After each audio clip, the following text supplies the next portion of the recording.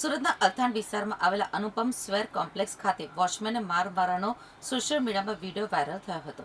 આ મામલે અલથાણ પોલીસે ત્વરિત કાર્યવાહી કરી કાયદેસરનો ગુનો નોંધી 4 આરોપીની ધરપકડ કરી છે. ગત તારીખ 27/7/2025ના રોજ અનુપમ સ્વેર કોમ્પ્લેક્સના ગેટ પાસે વોચમેનને માર માર્યા હોવાની બાબતનો વિડીયો સોશિયલ મીડિયામાં વાયરલ થયો હતો.